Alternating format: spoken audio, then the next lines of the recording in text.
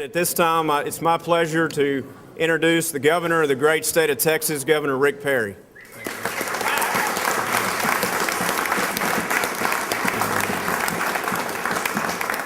Brandon, thank you very much. Thank you for your leadership. Thank you for your initiative to introduce a piece of legislation that I believe is going to be a wake-up call, not just for Texas, but for this entire nation.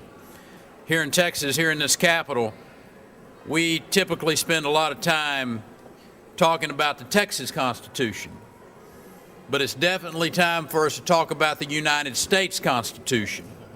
I'm here today to offer my unwavering support to this young man, to all of these members of the legislature who are standing behind me, and more importantly, millions of Texans just like yourself that are tired of Washington, D.C. trying to come down here and tell us how to run Texas.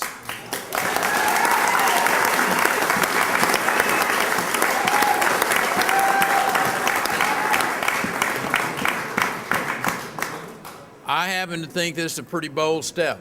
HCR is, as introduced by Representative Creighton, co-authored by Representative Guillen, is a bipartisan piece of legislation. It concerns all Texans. It concerns all Americans. 10th Amendment was enacted by folks who remembered what it was like to have a very oppressive government, to be under the thumb of tyrants and an all-powerful government. Unfortunately, the protections it guarantees have melted away over the course of the years. You're probably familiar with that old adage about how to boil a frog. You know, you just get him to sit there in that pot and you turn up the heat a little bit by a little bit, and before you know it, the frog doesn't realize it, but he's done. And since the United States Constitution was ratified, the federal government's been slowly kind of turning up the heat on the states, if you will, and they've eroded the notion of states' rights. The Founding Fathers understood that a one-size approach doesn't work with the states when it comes to governing, especially a country the size of the United States. And I'll promise you it doesn't work for Texas. Our economic strength compared to the federal budget mess and other problems that they've got up there is a great example that Texans know best how to govern Texas. We're proof that good things happen when government lowers taxes, it lowers regulations, it reduces spending, it encourages private sector growth. You know, when Washington interferes with our proven approach, experience tells us what the outcome's going to be, and it's not going to be pretty. Like the Constitution and the other 26 amendments, the 10th Amendment has been the subject of extended debate. Been a lot of people, Robert, even smarter than you, legal scholars and experts who have discussed this, but when it comes down on the side that favors states' rights over unrestrained federal power, that's the message. That's the right place to be.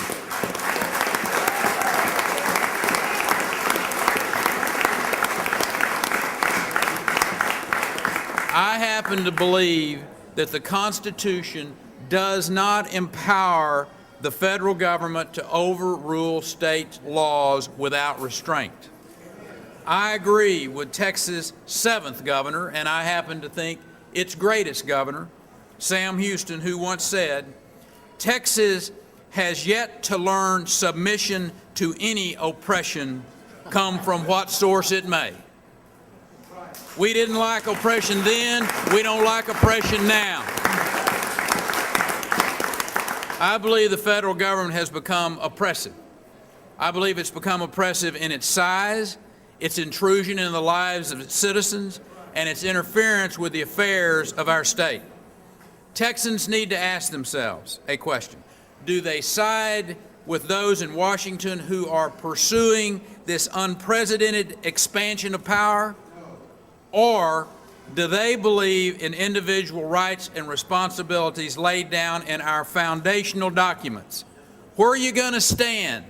With an ever-growing Washington bureaucracy? Or are you going to stand with the people of this state who understand the importance of states' rights? Texans need to stand up. They need to be heard, because the state affairs that we find ourselves in cannot continue indefinitely. Returning to the letter and the spirit of the U.S. Constitution and its essential 10th Amendment will free our state and ultimately strengthen our union. Regardless of your party affiliation, that is a goal that we all can embrace, and I want to ask all of you over the course of the next week, as you go to tea parties, to stand tall for Texas. Thank you all for being out and coming and showing your support for the 10th Amendment. I'd be happy to answer any of your questions at this point in time. Does that mean you're going to refuse the stimulus program and package money that the federal government has offered the state of Texas? There will be some of the dollars that the federal government is trying to force upon the state of Texas that we will say thanks but no thanks to. Unemployment insurance is one of those. Strings attached to those dollars, which I might add were our dollars to begin with, to make Texas change the way that it does its business. I will refuse those. Dollars that flow back to this state, dollars that we had sent there to begin with, that come back without strings attached, dollars that we could use to grow our infrastructure, to create jobs, we will take, and we will show the rest of the country how to do it right. Governor, has Senator Hutchinson been an active participant in the expansion of federal powers? I would suggest that there are a number of folks in Washington, D.C. that have seen the federal powers be expanded, she being one of them.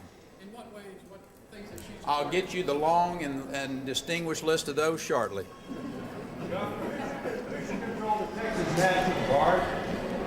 The Texas National Guard is a bifurcated group, if you will.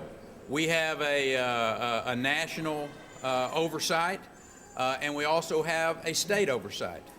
It has historically worked rather well in the state of Texas. For instance, when we have a national, or I should say a natural disaster, the governor of the state of Texas has the ability to call the Guard on duty to send them to troubled places along, whether it's our coastal region or whether it's our border, which we have done.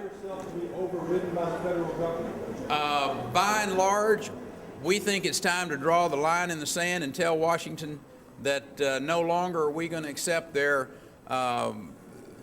oppressive hand in the state of Texas. That's what this press conference, that's what these Texans are standing up for, is there is a point in time where you stand up and say enough is enough, and I think Americans, and Texans especially, have reached that point.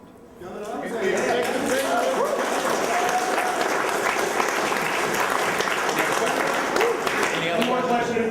Governor, so what are your concerns about the local office transportation bill passed this weekend today, and do you intend to do so? Well, I think the question of, let me answer the second part of that. Do I intend to veto a bill that hadn't even made its way to the House of Representatives yet is a way premature question. I don't make judgments on bills until they are on their way to my desk and can't be changed anymore. So the idea that I've made up my mind about a piece of legislation, be that one or any other, is way premature. I do have a pretty